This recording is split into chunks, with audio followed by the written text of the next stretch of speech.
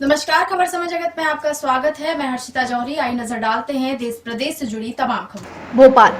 शिक्षा हर व्यक्ति का मौलिक अधिकार है। रोटी, कपड़ा और मकान। शिक्षा जीवन में अति आवश्यक है, जिसमें सर्वाधिक महत्वपूर्ण शिक्षा है।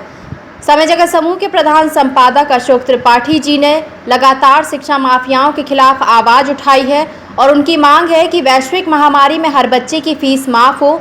शिक्षा को प्राप्त करने का अधिकार हर बालक का होता है और सरकार की सर्वोच्च प्राथमिकता है शिक्षा उपलब्ध कराना। सरकार दे शिक्षा, यह हर व्यक्ति का अधिकार। बगैर शिक्षा के दे शुल्क, यह वसूली का करो बहिष्कार। शिक्षा व्यक्ति का मौलिक अधिकार है और किसी भी सरकार का, शासन का, कहते हैं ना, रोटी, कपड़ा, मकान, शिक्षा आवश्यकता जीवन की, इसमें सर्वाधिक महत्वपूर्ण है शिक्षा। शिक्षा को प्राप्त करने का अधिकार हर बालक का है और सरकार की सर्वोच्च प्राथमिकता है शिक्षा उपलब्ध कराना। तो होना तो ये चाहिए कि सरकार दे शिक्षा, ये विद्यार्थी का अधिकार, लेकिन शिक्षा तो नहीं दे रहे हैं। लेकिन शिक्षा के नाम पर या शिक्षण के नाम पर जो अवैध वसूली कर रहे हैं, हम उसको और अधिकार दे रहे हैं। कहने का अर्थ है कि सरकार दे शिक्षा, ये विद्यार्थी का अधिकार, और बगैर शिक्षण के शुल्क वसूली का करो धिक्कार। अभी भ्रष्ट कारिंदे और शिक्षा माफिया के गठजोड़ ने सरकार को शायद भ्रम और भ्रांति में रखकर 16 मई को एक इस प्रकार का आदेश पारित करवाया है जो पूरी तरह निश्चित रूप से अनेकों भ्रम की स्थिति उत्पन्न करता है।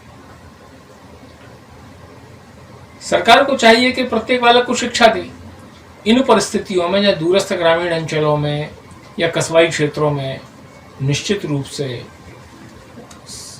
शिक्षकों की कमी या सरकारी अमले की कमी कहें, भवनों की कमी, किसी भी कारण से निजी शिक्षा को यदि प्रोत्साहित किया गया है, गैर अनुदान प्राप्त शिक्षा संस्थाएं काम कर रही हैं, ठीक बात है।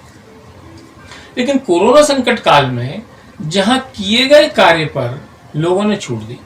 एक तरफ सरकार कह रही कि किराए वालों से किराया मत लो, कई प्रकार की शुल्क छूट दे रही है, बिना राशन कार्ड वालों को भी एक प्रकार से अनाज दिया जा रहा है। कहाँ तो जो किया जा रहा है उसके लिए माफ किया जा रहा है, और यहाँ इतना विसंगतिपूर्ण वो आदेश है जिसमें कहा गया है कि गैर अनुदान प्राप्त शिक्षा संस्थाएं शिक्षण शुल्क के अलावा अन्य शुल्क नहीं लेंगी।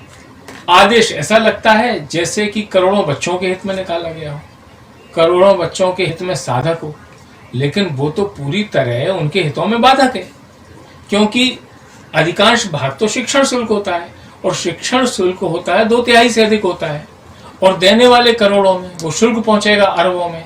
तो अरबों की उस लूट को जब मार्च से शिक्षण संस्थाएं बंद हैं और जून तक रहेंगी, तो उसका वाद विवाद चलता, नेगोशिएशन होते पालकों में और विद्यालयों में, उसको इतना विधि सम्मत और वैधानिक कर दिया उस पत्र से कि आप शिक्षण शुल्क वसूलिए।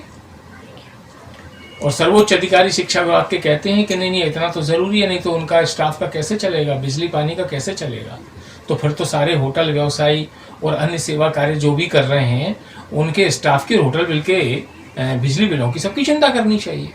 इस प्रकार की भ्रम और भ्रांति के आदेश सरकार की सुशासन और संवेदनशील सरकार की पहचान पर एक प्रश्न चिन्ह खड़े करते हैं।